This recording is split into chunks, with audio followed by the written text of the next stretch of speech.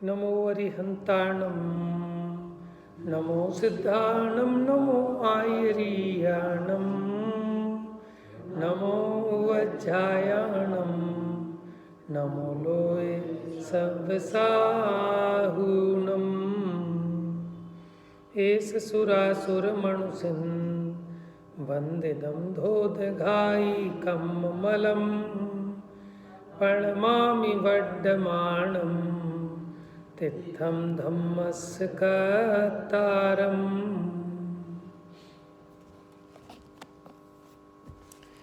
तो प्रवचन सार जी परिशिष्ट में 47 नयों की चर्चा प्रारंभ हुई थी।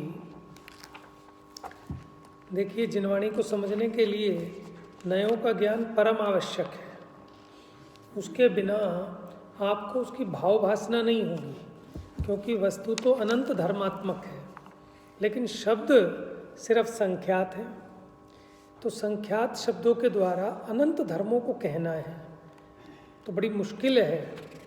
तो इसलिए आपको समझ में आना चाहिए कि कब वही शब्द किस रेफरेंस में, किस संदर्भ में प्रयोग किए गए हैं। जब तक आप उसका संदर्भ नहीं समझेंगे तब तक आप उसका सही अर्थ नहीं पकड़ सकते, तो उसके रहस्य से वंचित रह जाएंगे। देखिए, नए कितने होते हैं?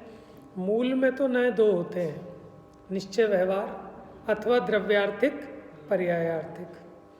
और वैसे 7 भी कहे गए हैं, नैगम, संग्रह, व्यवहार, ऋजु सूत्र, शब्द, समभिरूढ़ एवं भूतनय। 7 नए भी कहे। यहाँ 47 नए पढ़ रहे हैं हम। इसके अलावा संख्यात भी हैं, असंख्यात भी हैं, अनंत भी हैं। माने जितने वचन विकल्प उतने नए। मोटे मोटे समझने के लिए शॉर्ट में, मोटे मोटे समझने के लिए 2 से समझा देते हैं, निश्चय व्यवहार से। फिर कोई कहे नहीं और थोड़ा सा खुलासे से ज़्यादा बड़ा करो, विस्तार विस्तार से। हाँ, क्योंकि जितने गुण हैं, जितने धर्म हैं, उनको विषय बनाने वाला एक एक नए है। जैसे नित्य धर्म को विषय बनाने वाला नित्य नय, अनित्य धर्म को विषय बनाने वाला अनित्य नय। इस प्रकार अनंत धर्म है तो उनको जानने वाले अनंत नय भी हो सकते हैं। देखिए, पहले हमारी चर्चा हुई थी द्रव्य नय की और पर्याय नय की, जो वस्तु के सामान्य धर्म को विषय बनाता है। उदाहरण दिया था कि जो पट मात्र को विषय बनाए, कपड़ा मात्र देखे, अब ये नहीं देखे कि कितने ताने कितने बाने, कि चिकना है कि रूखा है, पॉलिस्टर का है कि इसका, बस कपड़ा मात्र देखना, ये द्रव्य नय का विषय है। माने उसके द्रव्यांश धर्म की मुख्यता से ग्रहण करे वो द्रव्य नय, और उसके पर्याय धर्म की मुख्यता से ग्रहण करे वो पर्याय नय। अब पर्याय क्या है? उसका जो ताना बाना है कपड़े का, ठीक है, माने उसके भेद, उसमें पाए जाने वाली विशेष दशाएं, उनको विषय बनाना, ये पर्याय नय का काम। तो एक साथ वस्तु में दोनों धर्म रहते हैं। फिर हमने बताया था अस्तित्व नय, नास्तित्व नय, अस्तित्व नास्तित्व नय, अवक्तव्य नय, अस्तित्व अवक्तव्य नय, नास्तित्व अवक्तव्य नय, अस्तित्व नास्तित्व अवक्तव्य नय। इसको कहते हैं सप्तभंगी। क्या कहते हैं? सप्तभंगी। सप्तभंग जह तरंग उछरत सुखधानी, संत चित मराल वृंद रमे नित्य ज्ञानी, साची तो गंगा यह वीत रागवाणी, अविच्छिन्न धारा जिन धर्म की। तो गंगा की उपमा दी। तो गंगा अपने आप को अपने आप साफ करती है। कैसे? उसमें जो तरंगे उठती हैं, उस तरंगों के कारण मैल साइड में चला जाता है, किनारे पे आ जाती है गंदगी। ऐसी जिनवाणी में ये सप्तभंगों के द्वारा उसका निरूपण किया गया है। क्योंकि सप्तभंग क्या होते हैं? देखो, जैसे हम कोई भी जो विरोधी प्रतीत होने वाले धर्म युगल हैं, हर एक में सप्तभंगी लगती है। जैसे नित्य धर्म है तो वस्तु कथनचित नित्य है, कथनचित नित्य नहीं है, अनित्य कह लो उसको। कथनचित नित्य है, किसी अपेक्षा नित्य है, पहला भंग हो गया। दूसरा हो गया नेगेटिव वाला, किसी अपेक्षा नित्य नहीं है। समझ में आ गया? तो वस्तु एक ही समय में एक साथ नित्य भी है और नित्य नहीं भी है। लेकिन अगर आप कहो कि दोनों को एक साथ कहो तो दोनों का एक साथ निरूपण नहीं किया जा सकता। तो इसलिए चौथा भंग बन गया अवक्तव्य का। पहला भंग क्या था? नित्य। दूसरा हो गया अनित्य। तीसरा हो गया नित्यानित्य। चौथा हो गया अवक्तव्य। तो अवक्तव्य है क्या पूरी तरह अवक्तव्य है कि कुछ वक्तव्य भी है? समझ में आया? तो वो कहते हैं कि सर्वथा वक्तव्य तो नहीं है, अवक्तव्य में भी कथनचितपना है कि हम उसकी अस्थि को कह तो रहे हैं, लेकिन आप कहो कि सब कुछ एक साथ कह दो तो अवक्तव्य है। नास्ति है लेकिन सब कुछ एक साथ कहना अवक्तव्य है। अस्थि भी है, नास्ति भी है, क्रम क्रम से है। युगपत कहना अवक्तव्य है।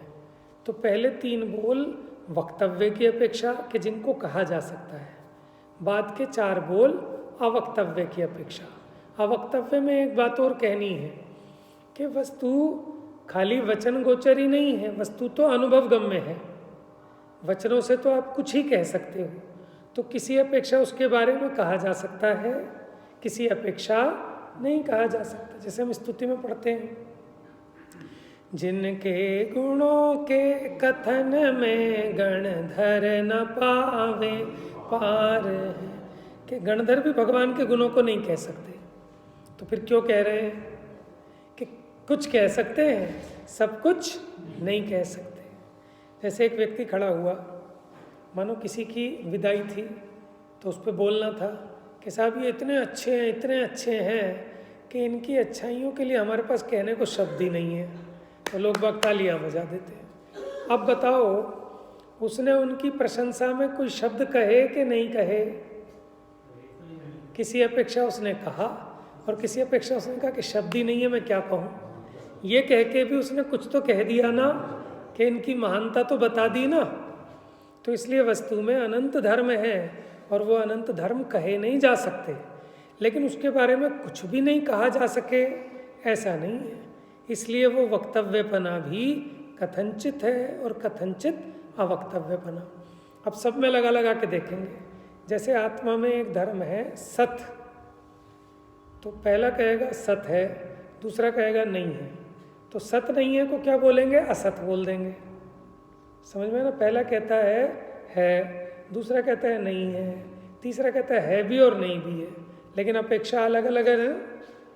जैसे कोई मुझसे पूछे कि मैं पापा हूँ, तो पहला भंग हो गया कि मैं पापा हूँ, दूसरा होगा कि पापा नहीं हूँ। दोनों बातें हैं एक साथ। मैं पापा हूँ किसी अपेक्षा, क्योंकि अपने बच्चे के लिए, पड़ोसी के बच्चों के लिए पापा नहीं। बात समझ में आ गई? तो फिर मेरे में दोनों धर्म एक साथ रहते हैं। तीसरा हो गया पापा भी हूँ और पापा नहीं भी हूँ। लेकिन इन दोनों धर्मों को एक साथ कह सकते हैं क्या कि नहीं? तो चौथा भंग हो गया अवक्तव्य।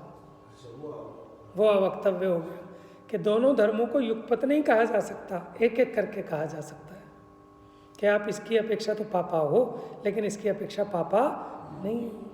यद्यपि दोनों धर्म एक साथ रहते हैं, लेकिन कथन में क्रम से कहे जा सकते हैं, एक साथ नहीं कह सकते। प्रश्न आया था रामचंद्र जी का, मैंने उसकी अपेक्षा है ना, क्योंकि वो पिता भी है, उनको बताया भाई भी बन के।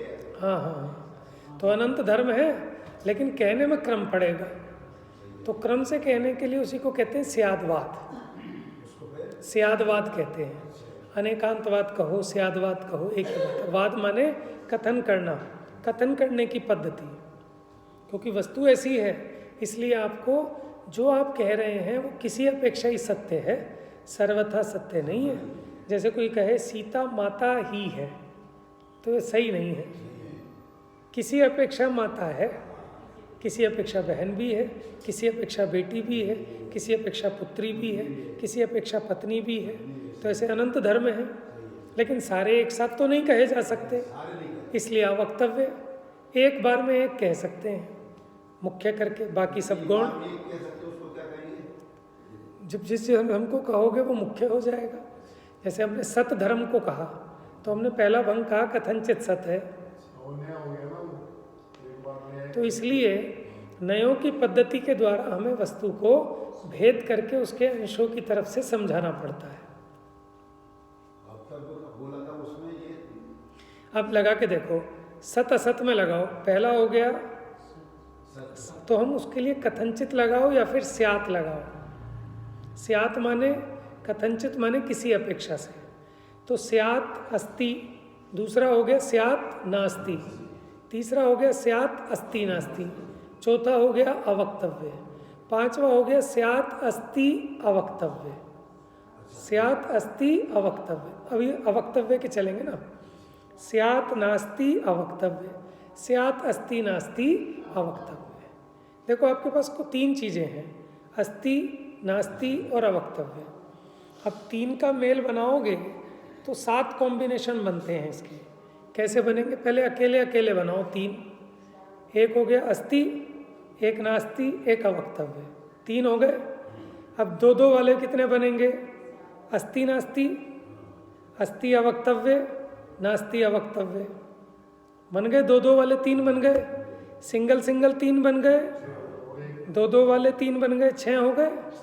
अब तीनों का मिलाकर एक बनेगा, अस्ति नास्ति अवक्तव्य। कितने हो गए? 7। देखो 3 चीजें है ना, आंवला, बहेड़ा और क्या है, क्या रह गया? हेड़ा, बहेड़ा, आंवला। इनको तीनों को मिलाकर बनता है त्रिफला चूरन। नहीं पता? ये तो सुना है, से सुननी है। ठीक है, हेरड़, बहेड़ा और आंवला। ठीक है, अब ये 3 से देखो कितने आपके कितने चूरन बन सकते हैं इन तीनों से। एक तो तीनों अकेले अकेले चूरन हो गए 3, एक हेड़ का, एक बहेड़ा का, एक आंवला का। अब दो दो को मिक्स करके बनाओ एक एक चूरन। हेड़ बहेड़ा का बन गया, एक हेड़ आंवले का बन गया, एक बहेड़ा आंवले का बन गया। 3 ही हो गए चूरन, 6 चूरन हो गए। और 7वां चूरन बन जाएगा इन तीनों का मिक्सचर करके, जिसको त्रिफला कहते हैं। इससे आपने गणित सही कर दिया। हाँ, ये हो गए सप्तभंग। समझ में है? कोई भी 3 चीज हो तो उसके जो भंग बनेंगे वो 7 बनेंगे। जैसे आप समझो, जैसे मान लो अपने पास 3 बच्चे हैं, ठीक है, रामू, श्यामू, कालू। ठीक है, अब एक कॉम्बिनेशन तो ऐसा बनेगा कि तीनों अकेले अकेले जाएं, एक ऐसा बनेगा 2-2 की जोड़ी बना के भेजो। तो एक बार रामू श्यामू साथ गए, फिर श्यामू कालू साथ गए, फिर रामू और कालू साथ गए, तो 3 ये बन गए भंग। और एक भंग बनेगा तीनों इकट्ठे जाए, तो कितने ग्रुप हो गए? 7 हो गए ना। अब आप हर एक धर्म पे लगाओ। जैसे सत धर्म है, ठीक है, तो पहला तो अस्ति वाला होगा कि सत, दूसरा होगा सत नहीं है, तो तीसरा क्या होगा? सत है और सत नहीं है। तो जो सत नहीं है उसको हम असत बोल देते हैं। चौथा हो जाएगा अवक्तव्य। और फिर बाद के 3 इनको मिलाकर है, पहले वाला सत अवक्तव्य, असत अवक्तव्य, सत असत अवक्तव्य। अब एक अनेक पे लगाओ, कौन लगाएगा? एक अनेक पे लगाओ सप्तभंग। स्यात एक, स्यात अनेक, स्यात एकानेक, स्यात अवक्तव्य, स्यात एक अवक्तव्य, स्यात अनेक अवक्तव्य, स्यात एकानेक अवक्तव्य। बन गई बात? शुद्ध पे लगाओ, शुद्ध पे।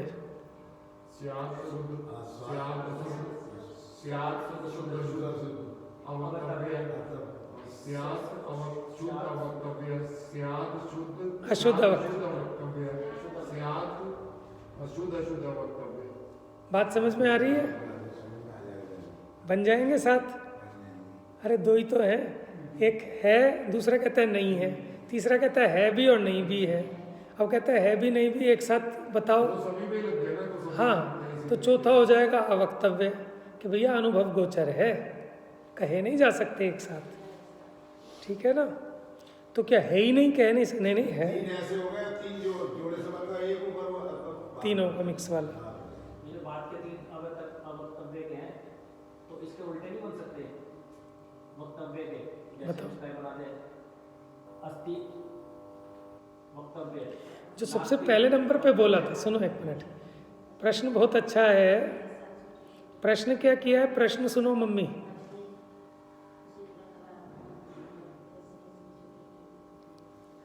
पढ़ने में एकदम मशगूल हो गए।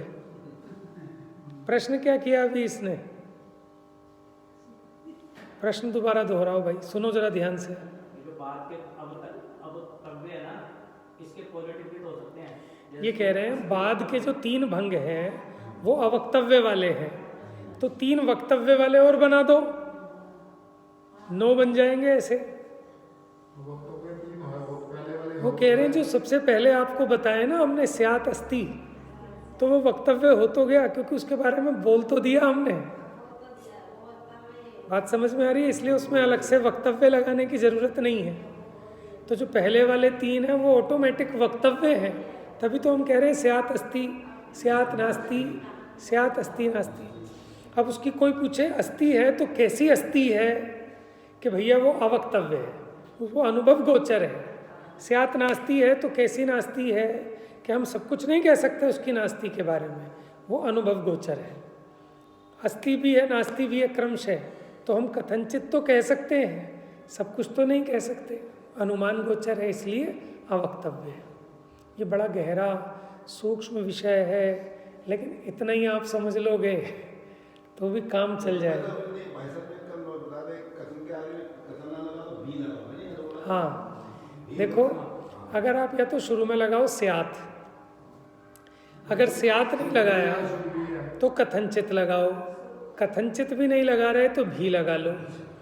जैसे शुद्ध भी है अशुद्ध भी है।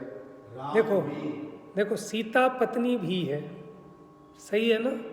या फिर आप कह दो सीता कथनचित पत्नी है, या सीता स्यात् पत्नी है। समझ में आ गया? तो भी लगाने पर क्या पता लगता है कि खाली पत्नी नहीं है, माँ भी है, बहन भी, और धर्म भी उसमें है। समझ में आया? जैसे आपने कहा कि मैं सब्जी भी खाऊंगा, इसका मतलब रोटी भी खाऊंगा, पापड़ भी खाऊंगा और सब भी खाऊंगा। भी से पता लगता है कि अभी और भी बहुत सारी चीज़ें हैं। उन्होंने ये तो शुद्धि की थी, कोई विषय पढ़ा रहे होंगे तो वो अशुद्ध था तो इन्होंने शुद्ध कर दिया। वो ऐसा पढ़ा रहे थे ना बौद्ध दर्शन वाले, कि जैन दर्शन ये कहता है, अन्य दर्शनों का भी तो पढ़ाते हैं ना, तो वो पढ़ा रहे होंगे कि उनके यहाँ सब तो भंग माने गए हैं। वो कहते हैं अस्ति नास्ति, अस्ति नास्ति अवक्तव्य, अस्ति नास्ति, अस्ति नास्ति अवक्तव्य। तो उसने क्या किया, अपने आप उनके शुरू में स्यात् लगा दिया कि अब सही हो, स्यात् अस्ति स्यात् नास्ति। तो उन्हें डाउट हो गया कि ये तो कोई ना कोई जैन हमारे यहाँ छुप के पढ़ रहा है। कौन, नहीं तो इतनी जैन के अलावा कौन जानेगा कि स्यात् लगता है इसमें। स्यात् तो जैन दर्शन का ही पेट शब्द है, समझ लो। अन्य किसी के स्यात् का प्रयोग नहीं होता। और तो लोग इसका मखौल भी बनाते हैं। शंकराचार्य कहते हैं शायदवाद है, शायदवाद। स्यादवाद को वो कहते हैं शायदवाद है, संशयवाद है, क्योंकि वो उसकी गहराई को समझे नहीं। शायदवाद नहीं, हम इसमें ही भी लगा सकते हैं। जैसे हमने कहा सीता पत्नी भी है, लेकिन हम ही भी लगा सकते हैं कि राम की अपेक्षा सीता पत्नी भी है। ये बताओ ये वाक्य सही है कि गलत? राम की अपेक्षा सीता पत्नी भी है, गलत हो गया। इसका मतलब तो ये हो गया कि बहन भी है, माँ भी है, बेटी भी है राम जी की। तो यहाँ लगाना पड़ेगा राम की अपेक्षा सीता पत्नी ही है। समझ में है? तो संशयवाद कहाँ है? हमारे यहाँ तो पक्का है। अगर आप अपेक्षा खोल दोगे तो ही लगाना पड़ेगा, अपेक्षा नहीं खोलनी तो भी लगा दो बस। मैं पिता भी हूँ, मैं पुत्र भी हूँ, तब तो भी लगेगा। और मैं कहूँ कि मैं अपने पिताजी का पुत्र भी हूँ तो गलत हो जाएगा, फिर लगेगा ही। अपने पुत्र का पिता ही हूँ। बात समझ में? इसमें तो नहीं लगाया मैंने, तो स्यात् लगाया नहीं इसमें भी।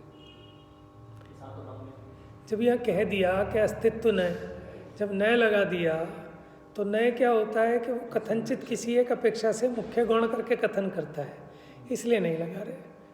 समझ में?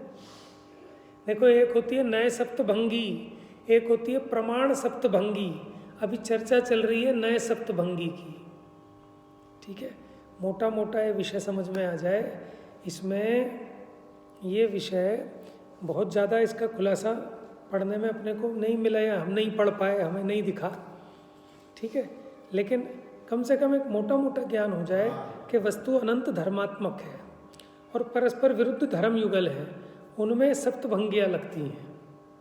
ठीक है, जैसे लौकिक में सफाई करने के लिए भंगी होते हैं, ऐसे यहाँ अपने यहाँ सप्तभंगी है, जिसके कारण वो तत्व की शुद्धि होती है, वचन की शुद्धि होती है, वस्तु के निरूपण में शुद्धता रहती है, नहीं तो गड़बड़ हो जाए। हम जिस अपेक्षा से कह रहे हैं आप सर्वथा ऐसा मान के बैठ जाओगे। अन्य दर्शन इसलिए तो एकांतवादी हैं कि जो वस्तु के एक धर्म की तरफ से कथन किया तो तुम सर्वथा मान के बैठ गए, तो एक नया दर्शन खड़ा हो गया जो सर्वथा नित्य मानता है। एक दर्शन ऐसा खड़ा हो गया सर्वथा अनित्य मानता है। हम कहते भैया द्रव्य की अपेक्षा नित्य है और पर्याय की अपेक्षा अनित्य है। समझ में है? लेकिन उसकी नित्यता अनित्यता भी अगाध है, सब कुछ वचन गोचर नहीं है। वचन से भी हम कुछ ही कह सकते हैं, बाकी तो अनुभव गोचर है। तो अब अपने चल रहे थे, तो यहाँ बात चल रही थी कि प्रत्येक वस्तु अपने द्रव्य क्षेत्र काल भाव की अपेक्षा तो सतरूप है, उसका अस्तित्व है, लेकिन पर द्रव्य क्षेत्र काल भाव की अपेक्षा उसकी नास्ति है। उदाहरण दिया था बाण का, लोहे का बाण, द्रव्य क्षेत्र काल भाव उसका घटित किया था कि पैना है, संधान दशा में है, उस पर प्रत्यंचा पर चढ़ा हुआ है, लक्ष्योन्मुख है। ठीक है, और फिर हमने दूसरा लोहे का बाण लिया, तो इस लोहे के बाण में उस लोहे के बाण की नास्ति है। तो ये मैंने दोनों, जैसे मैंने किताबों का उदाहरण देके बताया था कि ये किताब अस्थि रूप है लेकिन अपने चतुष्टय की अपेक्षा, यही किताब नास्ति रूप है इस किताब की अपेक्षा, क्योंकि ये किताब दूसरी किताब रूप नहीं है, उसके चतुष्टय की इसमें नास्ति है। तो प्रत्येक पदार्थ अपने स्वचतुष्टय से अस्थि रूप है और पर चतुष्टय से नास्ति रूप है। माने मुझ आत्मा की अपेक्षा अस्थि है और मुझ आत्मा की शरीर की अपेक्षा नास्ति है। ये दोनों धर्म मेरे में रहते हैं एक साथ, इसलिए मुझ में अस्थि धर्म भी है और नास्ति, और दोनों एक साथ रहते हैं। लेकिन दोनों को एक साथ कहो तो अवक्तव्य हो गया फिर। ठीक है ना?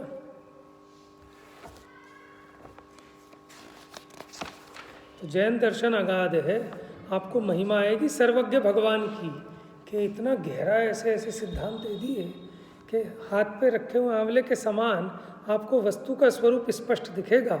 जैसे केवली भगवान अपने केवल ज्ञान से जानते हैं, तो हम और आप आगम के माध्यम से ऐसा स्पष्ट वस्तु का स्वरूप जान सकते हैं।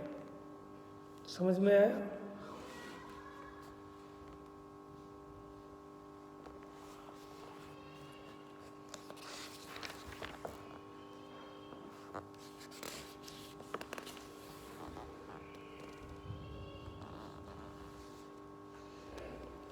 आइए पेज नंबर निकालिए आप।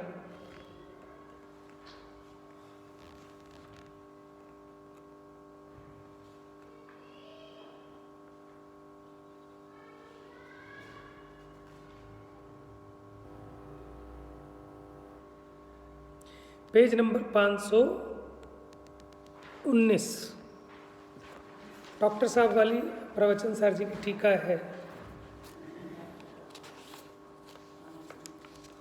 ये तो डॉक्टर साहब की कलाकारी है कि जो उन्होंने इतना सरल करके समझा दिया इसको, इतना गूढ़ विषय है। ज्ञान ज्ञेय तत्व प्रबोधिनी टीका है। देखिए बोल्ड लेटर्स में लिखा है, डार्क ब्लैक कलर में, स्वयं के संपूर्ण गुण पर्यायों के पिंड को स्वद्रव्य कहते हैं। अब ये समझ लें, स्वद्रव्य, स्वक्षेत्र, स्वकाल, स्वभाव क्या होता है। क्या कह रहे हैं? स्वयं के संपूर्ण गुण पर्यायों के पिंड को स्वद्रव्य कहते हैं। गुण पर्यायों का समुदाय वो द्रव्य है। स्वयं के असंख्य आत्म प्रदेशों के क्षेत्र को स्वक्षेत्र कहते हैं। अपने जितने प्रदेश हैं वस्तु के, वो उसका स्वक्षेत्र है। स्वयं की वर्तमान समय की अवस्था को स्वकाल कहते हैं, मानो उसकी जो उस समय की पर्याय है उसको स्वकाल कहते हैं। एवं प्रत्येक गुण की तत्समय की पर्याय की ओर झुके हुए त्रिकाली शक्ति रूप गुण रूप भाव को स्वभाव कहते हैं। किसको कह रहे हैं? भाव। भाव का मतलब आप स्वभाव ले लेना, उसके गुण, शक्ति, धर्म, वो सब इसमें आ जाएंगे भाव में। द्रव्य गुण पर्याय रूप वस्तु, ठीक है, वो द्रव्य हो गया। क्षेत्र माने प्रदेश, काल माने पर्याय, भाव माने उसके गुण, धर्म, स्वभाव, शक्तियां। बात समझ में आ गई? तो अभी सप्तभंग की चर्चा इसमें चलेगी और ठीक है। अब कोशिश करेंगे, थोड़ी ठंड बढ़ गई है ना, तो अपना कोशिश करेंगे 8:30 से पहले पहले ही आ जाए, ताकि आप लोगों को समय पर फ्री कर दें। 5 मिनट में अभी खत्म करते हैं इसको।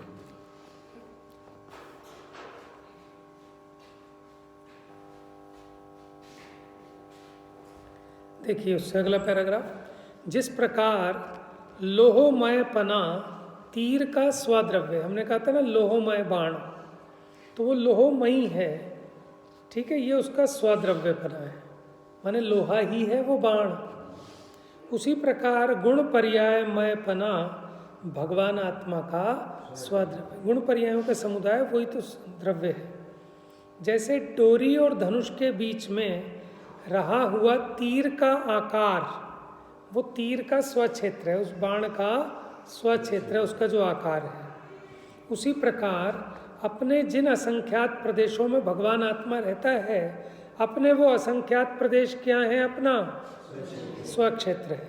तो मेरा स्वक्षेत्र, ये मेरा विश्वास नगर है, मेरा स्वक्षेत्र है, या मेरा वो नेहरू गली में जो मकान है वो है, ये जो शरीर के प्रदेश हैं ये हैं, कि नहीं, मेरे जो आत्मा के प्रदेश हैं वो मेरा स्वक्षेत्र है। शरीर में रहता हूँ, ये उपचार है, दोनों का एक क्षेत्रावगाहीपना है।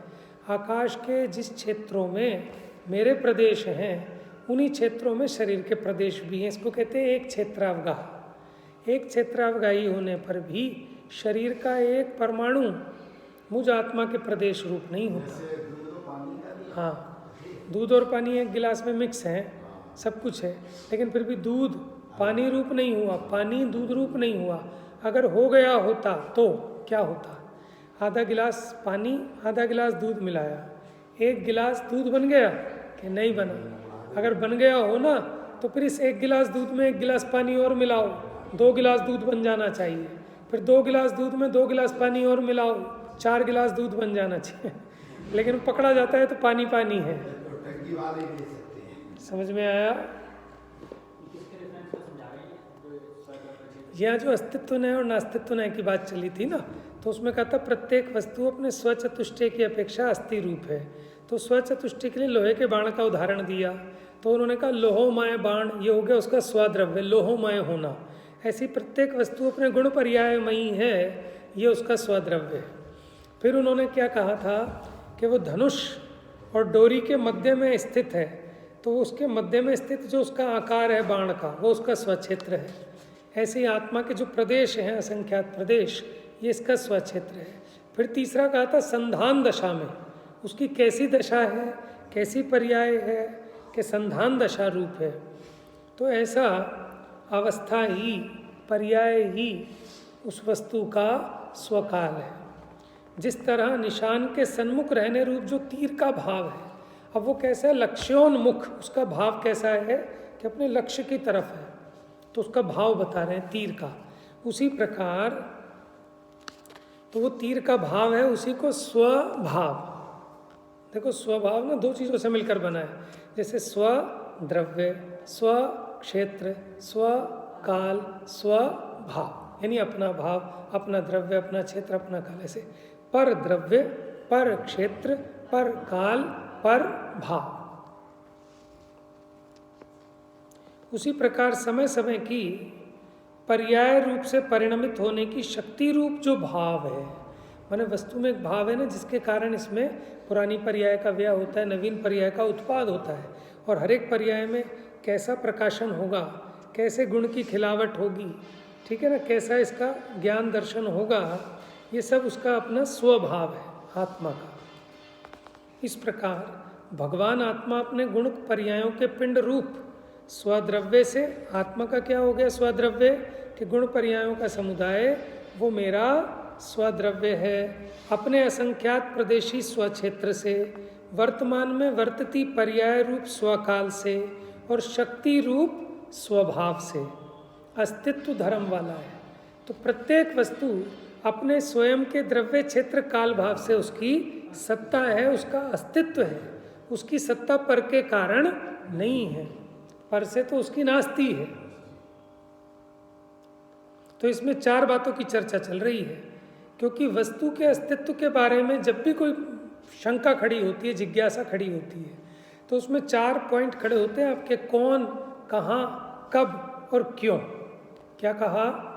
कौन, कौन तो स्वद्रव्य आ गया, कब में स्वक्षेत्र आ गया, सॉरी कहाँ में स्वक्षेत्र आ गया, कब में स्वकाल आ गया, और क्यों, कैसा, इसमें स्वभाव आ गया।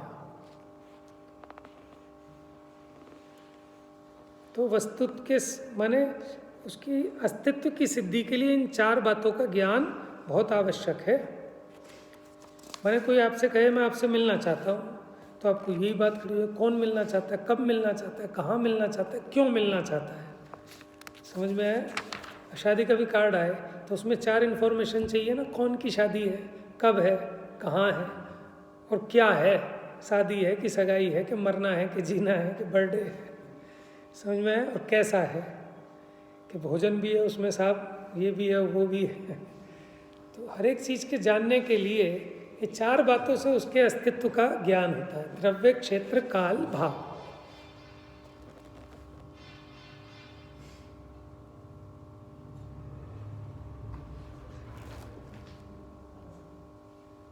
अच्छा, अब किसी ने पूछा कौन मिलना चाहता है, तो कोई कहे बंध्या पुत्र, क्या कि बंध्या का पुत्र मिलना चाहता है, माने बांझ स्त्री का पुत्र आपसे मिलना चाहता है।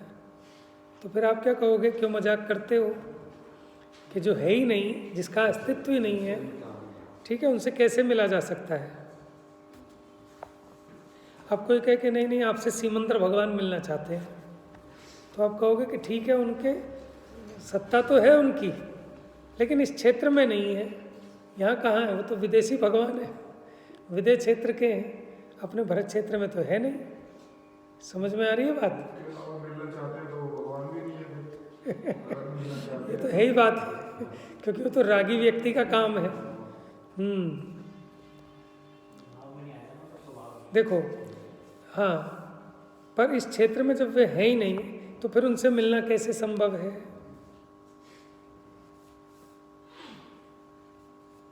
अच्छा, आपको कि चलो साहब छोड़ो, कुंद आचार्य नहीं, लेकिन वो सीमंदर भगवान नहीं, कुंद आचार्य आपसे मिलना चाहते हैं। हाँ ठीक है, वो तो भरत क्षेत्र के ही हैं। या चलो महावीर भगवान आपसे मिलना चाहते हैं, वो तो भरत क्षेत्र के ही हैं, लेकिन अभी इस समय वो कहाँ हैं? यहाँ तो है ही नहीं इस समय। अब समय की अपेक्षा तो नहीं है ना, वो तो चले गए, सिद्ध बन गए।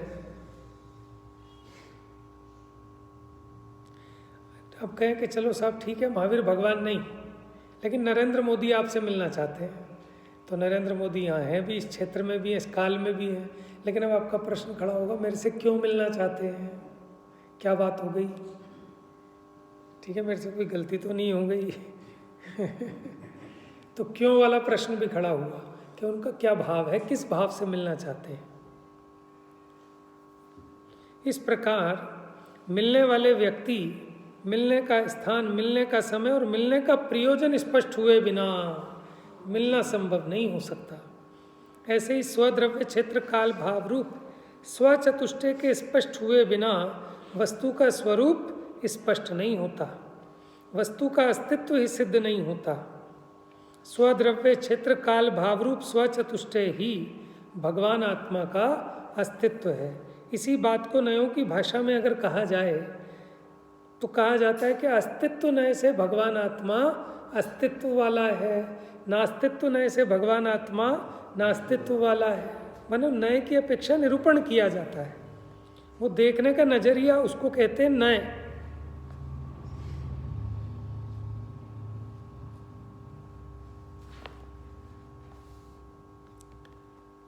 ठीक है, फिर अस्थि धर्म के समान भगवान आत्मा में एक नास्ति धर्म है, उसकी चर्चा कल करेंगे। देखो विषय गूढ़ है, आप लोग अगर उपयोग को लगाएंगे तो गारंटी से आपको समझ में आएगा। ठीक है, और एक दो बार रिवीजन हो जाएगी तो और पक्का हो जाएगा। लेकिन देखो किसी में अगर ज्ञान कम भी हो, लेकिन जितना ज्ञान है अपने उस पूरे ज्ञान को तन्मयता से यहाँ लगाए तो हमारी गारंटी है कि समझ में आएगा एकाग्रता से। और ज्ञान थोड़ा और फिर भी हम अपने ज्ञान को उपयोग को यहाँ ना लगाएं तो फिर कैसे समझ में आएगा। तो बहुत ज़्यादा ज्ञान की ज़रूरत नहीं है, थोड़ा भी ज्ञान हो लेकिन उस ज्ञान को फोकस करने की ज़रूरत है। समझ में ना, यहाँ आपका बिल्कुल उपयोग एकाग्र होगा तो आपको लाभ होगा। अभी अस्तित्व नय का चला है। हाँ, तो किसी भी चीज़ की जो सत्ता है वो सत्ता कैसे होती है? अपने द्रव्य से, अपने क्षेत्र से, अपने काल से, अपने भाव से। उसके बिना तो उसकी सत्ता ही सिद्ध नहीं होगी। और इससे प्रत्येक वस्तु की स्वतंत्रता भी सिद्ध होती है कि उसे पर की कोई आवश्यकता ही नहीं है, पर में तो नास्ति है। और इस अस्तित्व धर्म को बताने वाला अस्तित्व नय कहलाता है और उसको जानने वाला अस्तित्व नय है, क्योंकि नय वचनात्मक भी होते हैं और ज्ञानात्मक भी होते हैं। समझाने के लिए वचन के रूप में, समझने के लिए ज्ञान में। सम्यक श्रुत ज्ञान के अंश को नय कहते हैं। भूल गए सब? जा वाणी के ज्ञान से सूझे लो